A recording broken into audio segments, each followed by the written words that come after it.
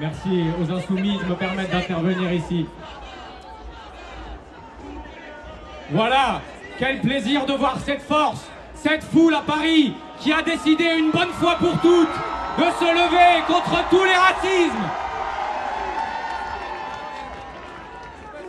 Cette foule est si importante parce qu'aujourd'hui, l'islamophobie, c'est-à-dire la haine, la discrimination des musulmans en tant que croyants et en tant que personnes avec leur identité, est le point de rencontre entre la droite et l'extrême droite.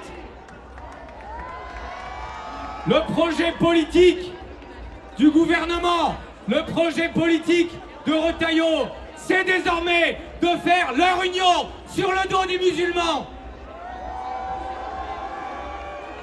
Les musulmans qui sont obligés en France de baisser la tête face aux remarques. Les femmes voilées qui sont obligées d'enlever leur voile pour accéder au marché du travail. Et enfin, les lycéennes à qui on applique des mesures discriminatoires. Quand le gouvernement de Gabriel Attal a décidé d'instrumentaliser la laïcité pour interdire le voile, pour interdire l'abaya, qui est un vêtement culturel et non religieux, alors c'était pas une mesure de laïcité, c'était une mesure raciste. Et qui à gauche pour dénoncer cette infamie? Qui à gauche refuse encore d'utiliser le terme d'islamophobie? Aujourd'hui, le racisme est avant tout un processus du quotidien qui mine l'unité du peuple et qui l'empêche de se rassembler sur sa base politique. Il faut combattre le racisme, car sans cela, il est impossible de faire reculer l'extrême droite.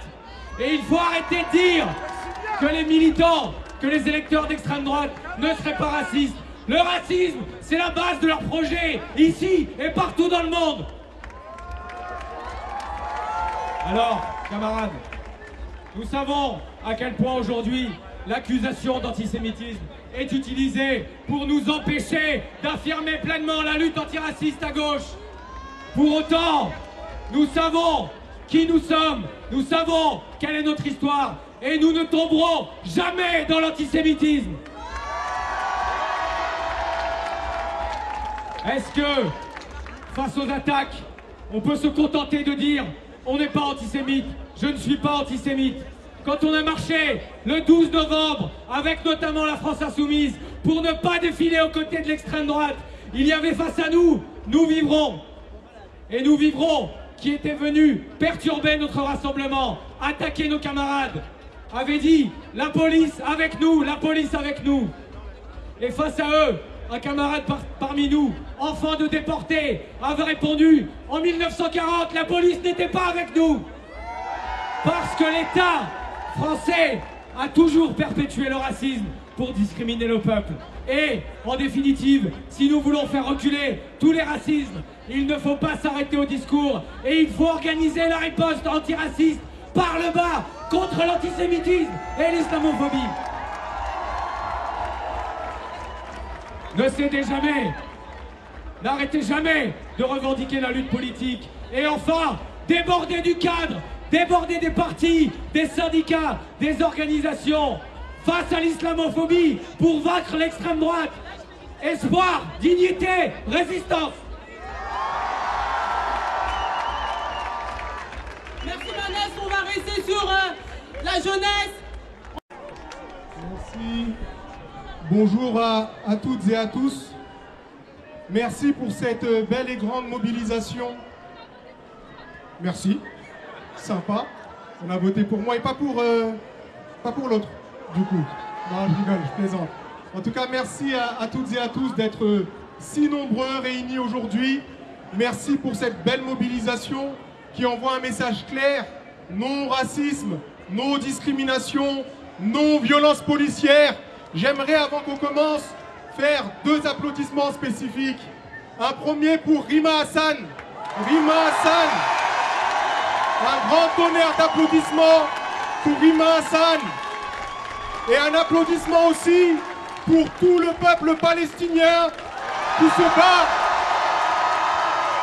bat malgré le génocide en cours. Nous disons, nous, de la gauche de rupture, qu'il s'agit d'un génocide. On parle pas différentes langues. Ici, on est tous réunis. On a envie de dire tous ensemble non au racisme. J'aimerais, avant de commencer mon propos, même si je l'ai commencé déjà un peu, mais j'aimerais, avant de le poursuivre, appeler Betty Saint-Hubert, adjointe au maire de la Courneuve, qui s'est fait embarquer par la police, mise en garde à vue, pour avoir défendu des jeunes et avoir, à mes côtés, évité qu'il y ait de nouvelles violences policières contre des jeunes de nos quartiers. Oui, les jeunes noirs, arabes, indo-pakistanais, asiatiques et autres ont 20 fois plus de chances, même pas de chance, 20 fois plus de risques de se faire contrôler par la police. Et on le sait, les violences policières commencent à ce moment-là. Donc un tonnerre d'applaudissements pour Betty qui a passé 6 heures de garde à vue pour éviter que des jeunes se fassent embarquer par la police et encore une fois violenter. Merci Betty pour ton engagement et ta présence à nos côtés. Betty, Betty, Betty, Betty, Betty. Comme vous le savez, il y a quelques jours, j'ai eu l'honneur de prendre la parole pour la première fois à l'Assemblée nationale pour une question au gouvernement. Bien évidemment, je m'attendais à ce que un certain nombre de ce qu'on appelle des députés, un certain nombre de collègues ne soient pas forcément très attentifs à ce que j'ai pu tenir comme discours à ce moment-là. Mais j'aimerais ici en profiter pour le répéter. Oui, encore une fois, les Noirs et les Arabes, je le redis, ont 20 fois plus de chances et 20 fois plus de risques de se faire contrôler et violenter par la police. Et souvent on me dit, mais la police, bah désolé, mais il ne faut pas faire de généralité. Allez dire ça aux jeunes des quartiers. Allez dire ça aux jeunes des quartiers, il ne faut pas faire de généralité. Désolé, quand des jeunes se font violenter, à aucun moment des policiers prennent leur défense. À aucun moment des policiers prennent leur défense. Et moi, je suis pour une police républicaine et c'est ce que j'allais dire avant qu'on me coupe le micro lors de ma QAG. Donc, j'aimerais ajouter une autre chose ici, pendant que j'ai l'honneur d'avoir ce micro. J'aimerais envoyer un message à l'ensemble de la population, notamment qui a fait le choix et qui ont fait le choix à l'ensemble de nos compatriotes de confession musulmane. À eux, et notamment à elles, je vous le dis très clairement, n'ayez pas peur, n'ayez pas honte de votre religion. Exprimez-vous, exprimez-vous, exprimez, portez fièrement vos valeurs. Vous avez le droit de croire, vous avez le droit de ne pas croire, vous avez le droit de mettre un foulard, vous avez le droit de ne pas mettre de foulard, mais personne n'a le droit de vous dire de quoi mettre ou de quoi enlever. Donc je le dis encore une fois à la population, notamment discriminée de ce pays, et particulièrement à cause de l'islamophobie institutionnelle, et je le redis, l'islamophobie institutionnelle, à toutes les musulmanes de ce pays, portez votre voile. Si vous faites le choix de le porter, portez-le fièrement. Portez-le fièrement, et je le redis encore, portez-le fièrement. Enfin, je terminerai mon propos par remercier la seule force, le seul mouvement national qui n'a pas hésité une seule fois avant de porter ce combat contre les violences policières, pour la souveraineté du peuple palestinien, pour les gens des quartiers populaires.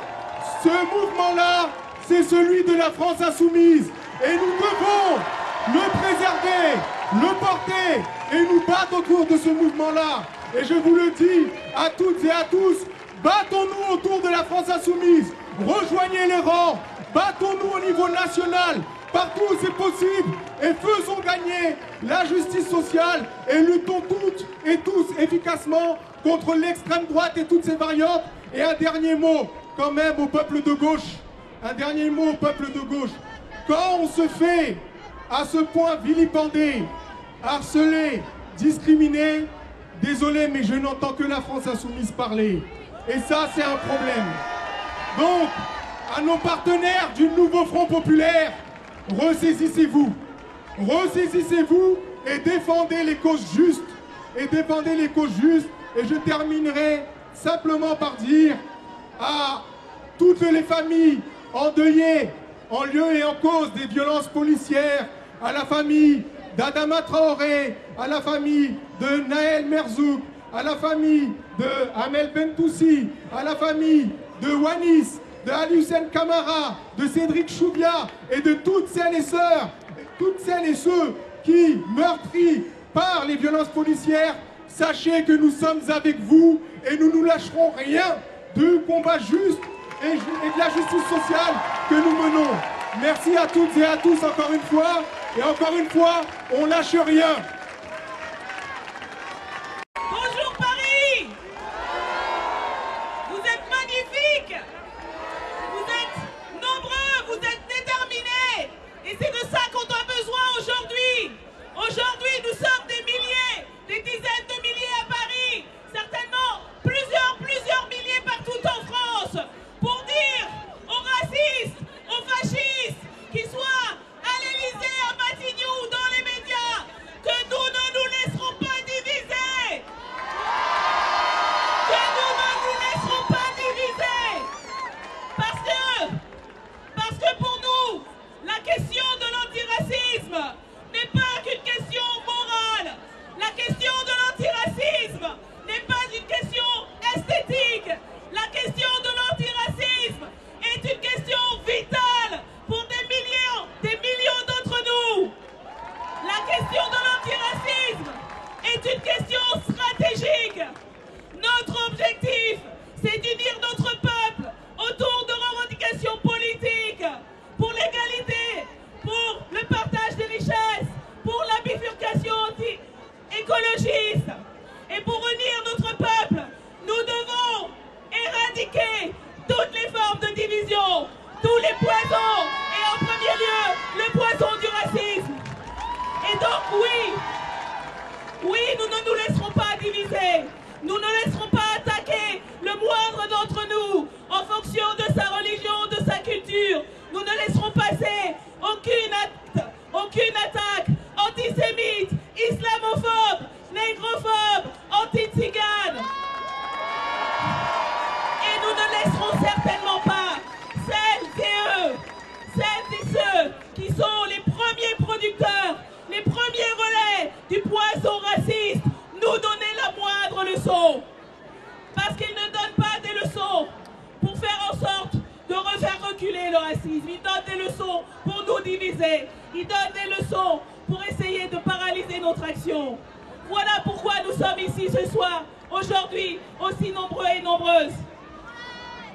Nous ne laisserons pas nous diviser et nous ne laisserons certainement pas faire en sorte que certains, et surtout certaines d'entre nous, soient montés du doigt. Je vous appelle à vous mobiliser, à ne pas laisser passer l'offensive qui est en cours aujourd'hui. L'offensive du gouvernement qui vise à stigmatiser les femmes de confession musulmane, les femmes dont personne n'a le droit de décider ce qu'elles font de leur corps, ce qu'elles portent ou ne portent pas, comment elles le portent ou elles ne portent pas. Voilà pourquoi nous voyons arriver dans tous les plateaux la musique que l'on connaît depuis trop longtemps dans ce pays, la musique islamophobe qui cible les femmes de confession musulmane. Et nous devons dire haut et fort que nous serons à leur côté. Nous serons à leur côté contre cette attaque qui est à la fois une attaque sexiste, parce que c'est toujours les femmes qui sont les cibles. L'extrême droite est un ennemi des femmes, et l'ennemi des femmes parce qu'il les attaque en fonction de leur genre. Mais c'est aussi une attaque raciste à laquelle nous ne céderons jamais. Voilà la tâche, camarades, voilà la tâche, amis. Et vous pouvez toujours compter sur la France insoumise, sur ses députés, sur ses militants, pour être aux côtés de toutes celles et ceux qui feront l'objet de cette attaque. La riposte a commencé,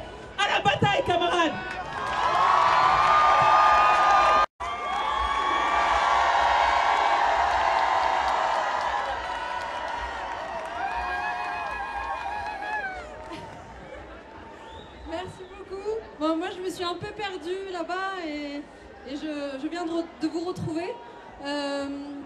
Beaucoup de choses ont été dites. J'ai pas préparé de discours par ailleurs. Mais j'avais un message à faire passer. Cette mobilisation, c'est une mobilisation, une démonstration d'amour. On ne parle pas assez d'amour en politique. Mais on ne peut pas venir en politique sans amour. Je vous remercie d'être là et je vous remercie de défendre un modèle de société où on se refuse à être assigné à sa religion, à son genre, à sa couleur de peau, à son orientation sexuelle et tout ce qui s'ensuit. Je veux aussi profiter... Oh, coucou. Je veux aussi profiter de ce moment pour dénoncer une islamophobie institutionnalisée en France.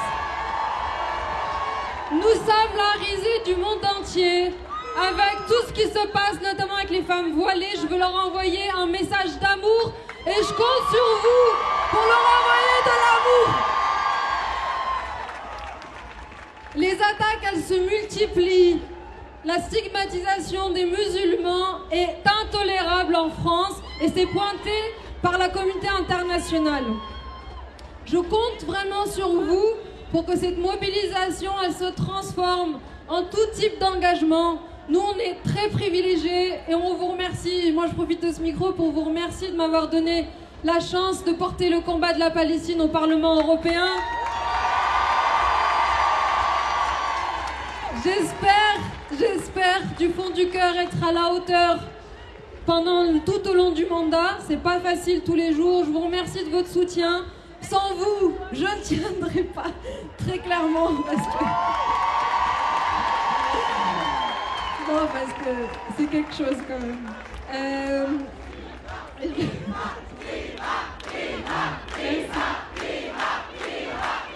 Merci beaucoup. Et je termine vraiment sur ça. La cause palestinienne, ce n'est pas, contrairement à ce qu'on peut dire, ce n'est pas seulement une cause pour les aspirations nationales du peuple palestinien. Son avenir appartient à ce peuple palestinien. Par contre, nous avons une responsabilité pour faire cesser ce génocide, pour dire non à l'extrême droite israélienne et pour dire non à l'alliance internationale des extrêmes qui se passe actuellement entre Trump, Netanyahou, mais également l'extrême droite en France. Je ne sais pas si vous avez vu passer cette information, mais Bardella est invité en personne par Netanyahou à se rendre en Israël. Et en réalité, c'est ce qui est en train de se passer. Il y a une alliance à l'échelle internationale entre les extrêmes. Et nous devons rester très fermes sur cette alliance de l'amour de l'autre, de la tolérance de l'autre, de l'acceptation de l'autre. Merci du fond du cœur et je redescends manifester avec vous. Ça fait plaisir qu'on se retrouve ici dans la rue, parce que qu'on se le dise et qu'on se mente pas. Et beaucoup l'ont appris trop tard.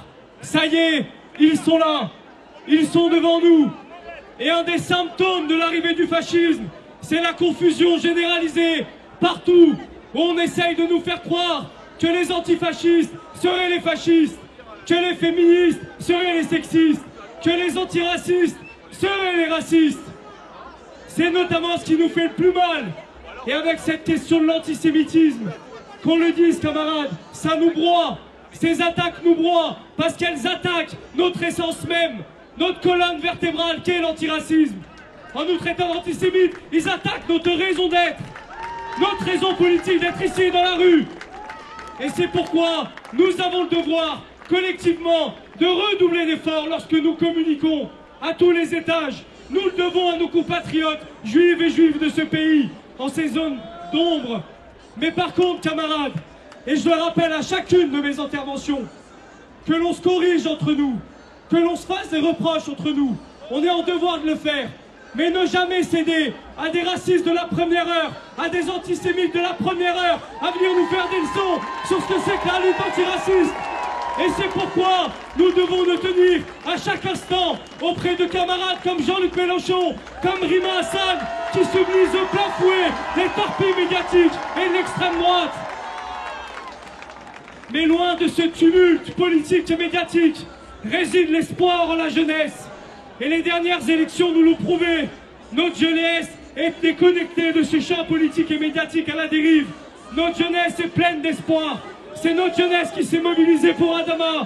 C'est notre jeunesse qui s'est mobilisée pour le climat. C'est notre jeunesse qui s'est mobilisée dernièrement pour la réforme des retraites. Alors camarades, surtout j'aimerais une chose, ne perdez pas espoir. Et c'est pas pour faire plaisir quand je dis ça. C'est parce que réellement, ils essayent de nous imposer un récit comme quoi, ça y est, l'extrême droite serait forcément au pouvoir et forcément nous allons perdre. Nous avons su le déjouer, ce récit. Et Mathilde l'a rappelé, notre pire ennemi, c'est la résignation. Alors ne nous résignons pas, organisons-nous partout, affrontons les fascistes de plein fouet, yeux contre yeux, tête contre tête, nous allons les faire reculer, un par un, sur tous les médias, dans la rue, partout.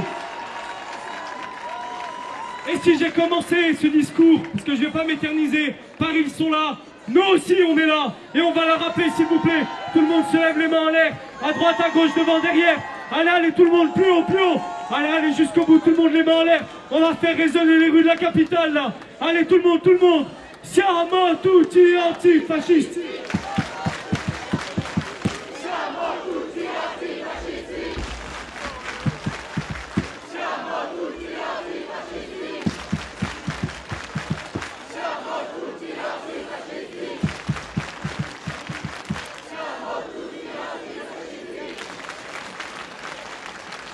Merci à tout le monde. Juste, on va se refaire un s'il vous plaît pour la Palestine. On va montrer qu'on est unis, qu'on est solidaires. Parce que ce qui se joue en Palestine, c'est aussi la face du monde qu'on ne veut pas laisser. S'il vous plaît, tout le monde se tient par les épaules de droite à gauche. Allez, tout le monde se tient par les épaules. Tout le monde se tient par les épaules, allez de droite à gauche, devant, derrière. Allez, jusqu'au bout. Tout le monde se tient par les épaules. Allez, tout le monde se tient par les épaules. On va montrer qu'on est unis, qu'on est solidaires. Allez.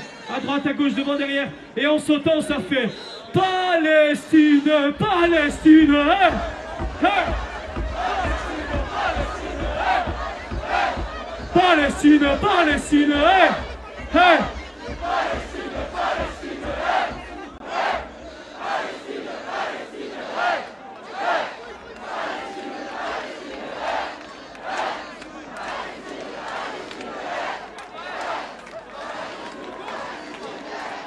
Merci les camarades, au boulot, on a du travail, on va renverser tout ça, merci à tout le monde. Bonjour à toutes et à tous. L'heure de la riposte populaire a sonné. Si nous sommes si nombreux et nombreuses aujourd'hui, dans 200 manifestations partout dans le pays, c'est d'abord pour dire ça suffit de se voir dans un retournement des valeurs historiques, voulant nous faire croire que le racisme serait un projet politique comme un autre. À cet instant, nous sentons cette ère du temps dont l'odeur nauséabonde contamine nos écrans et les bouches de tant d'élites politiques et médiatiques. Cette ère du temps qu'on l'on entend lorsque des militants sont poignardés au cri de Paris est nazi ou lorsqu'une mosquée est incendiée dans le Loiret à Jargeau. Cette ère du temps qui veut exclure les femmes de la pratique sportive ou des sorties scolaires parce qu'elles portent le voile. Oui, il y a un continuum raciste en France, applaudi de chaîne en chaîne et relayé de l'extrême droite à la Macronie, au point que les ministres Retailleau et Darmanin disent ce que Le Pen n'a même plus besoin de dire. Oui, nous assistons à la création d'une internationale réactionnaire, encouragée par-delà de l'Atlantique par l'élection de Donald Trump. Et avec le salut nazi de Musk, ressurgit des idéologies que nous croyons enfouies pour jamais dans l'histoire. Cette internationale réactionnaire, de Trump à Poutine, en passant par Ravir Milei, Mélanie ou encore Netanyahou, mène des politiques meurtrières. Oui, cette extrême droite agresse toujours les mêmes personnes, menace toujours les mêmes personnes, et cette extrême droite tue partout. Qu'on le voit cours en Palestine et avec les guerres, avec une internationale qui essaye de substituer au droit international la loi du plus fort. Cette extrême droite qui tue, les femmes qui sont maintenant interdites d'avortement dans tant de pays, cette extrême droite qui tue les personnes exilées, les personnes les plus précaires, les minorités de genre et notamment les personnes transgenres. Oui, ces politiques meurtrières, comme Trump est en train de le faire avec l'aide publique au développement. En 3 semaines seulement, avec le gel de l'aide publique, c'est 2,7 millions de femmes dans le monde privées de contraceptifs. En 3 mois seulement, c'est 8000 femmes qui vont mourir d'une grossesse ou d'un accouchement du fait du gel de cette aide. En 4 ans seulement, c'est 6 millions de personnes qui vont mourir du VIH. Oui, cette extrême droite qui interdit des mots, cette extrême droite qui interdit des livres, est une extrême droite meurtrière. Alors, les amis, si tout cela vous écœure, vous êtes ici, chez vous.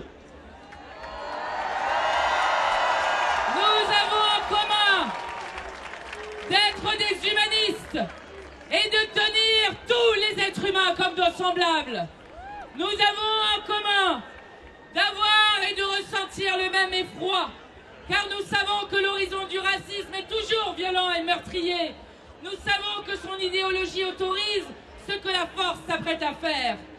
Nous savons qu'il a guidé les néo-nazis au moment de tuer Federico Martin Aramburu, ce rugbyman argentin, il y a 3 ans exactement. Nous savons qu'il se loge dans le geste de ce policier lorsqu'il tue à bout portant Naël, 17 ans.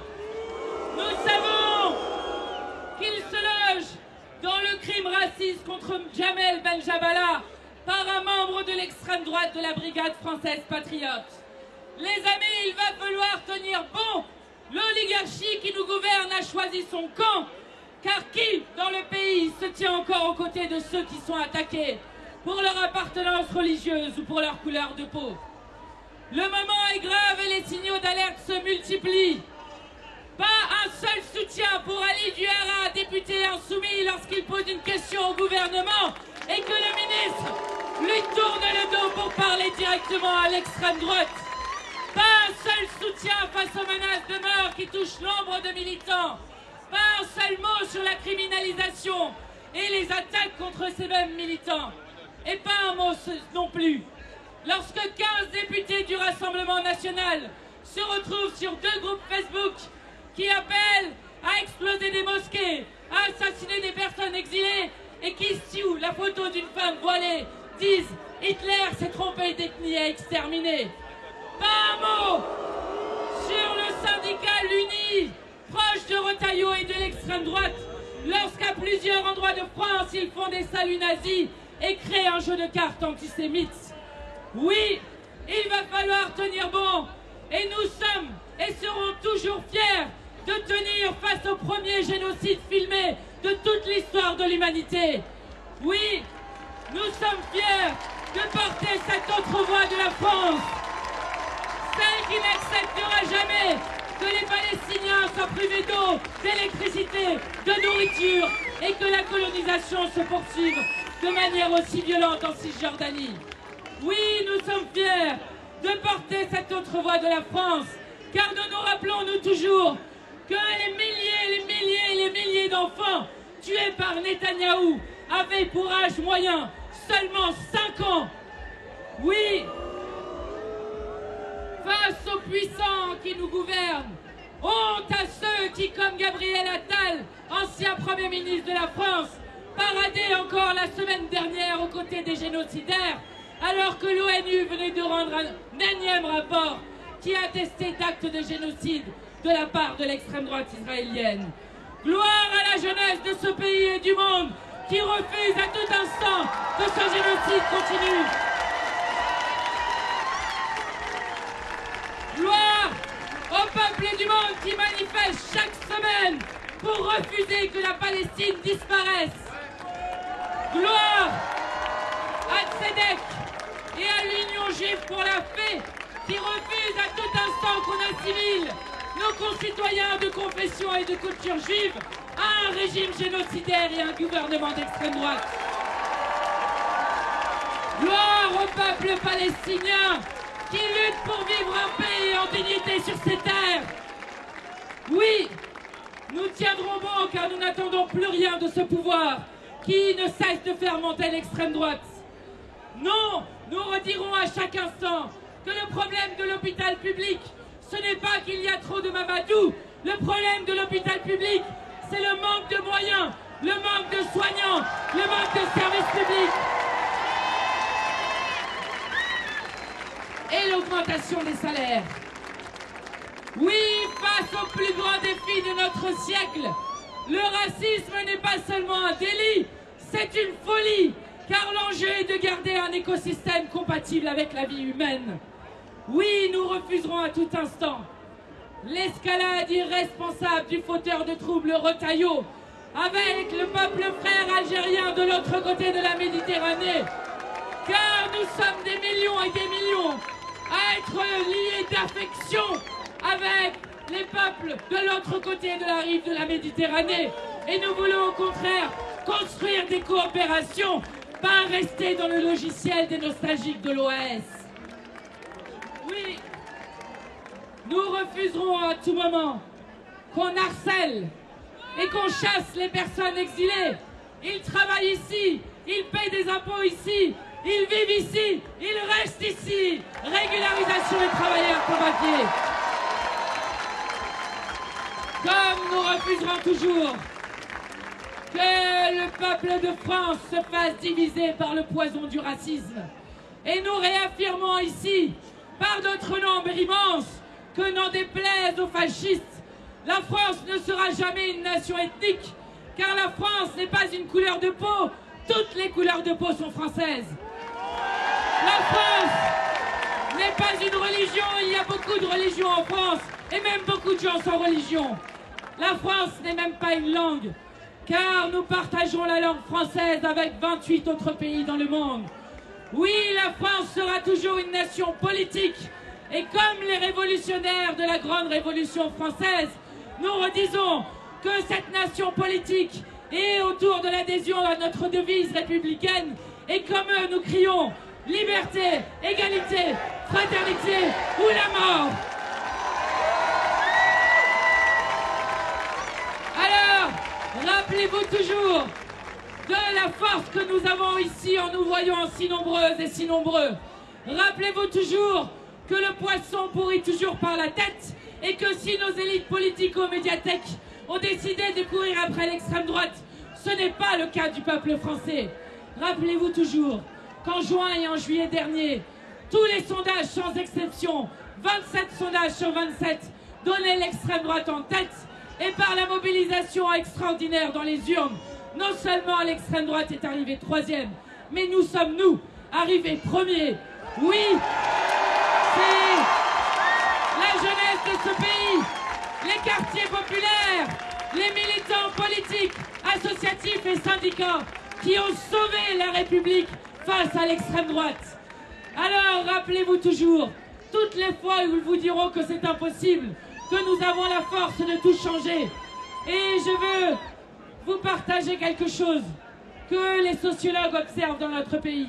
Ils disent que pendant longtemps, c'est les adultes qui étaient prescripteurs de la manière de voir le monde. Les parents, les grands-parents dans une famille ou par exemple le professeur dans une école. Et que depuis quelques années, nous observons ce que les sociologues appellent une socialisation inversée. C'est-à-dire que ce sont les enfants et petits-enfants qui partagent leur vision du monde aux parents et aux grands-parents. Et c'est comme ça que nous avons gagné l'inscription de l'avortement dans la Constitution avec des filles, petites filles, nièces, qui sont allées voir le sénateur, la sénatrice, et qui leur ont dit « Plus jamais je ne viendrai en vacances, plus jamais je ne te verrai si tu ne votes pas en faveur du droit des femmes à disposer de leur corps dans la norme suprême. » Eh bien, je vais vous dire, c'est une bonne nouvelle, car la jeunesse de ce pays est massivement féministe, massivement antiraciste et massivement anticapitaliste. Dites-vous toujours que les idées ne meurent pas tant qu'il y a des consciences pour les défendre. Dites-vous toujours qu'il n'y aura pas de monde plus juste sans des gens qui y aspirent. Oui, l'alternative à leur monde de malheur commence ici. Et je termine avec les mots du grand poète Éluard, qui disait « Pour tous du pain, pour tous des roses, nous avons tous prêté serment. Nous marchons à pas de géants, et la route n'est pas si longue. Nous fuirons le repos, nous fuirons le sommeil, nous prendrons de vitesse l'aube et le printemps, et nous préparerons des jours et des saisons à la mesure de nos rêves. » Merci à vous les amis, force!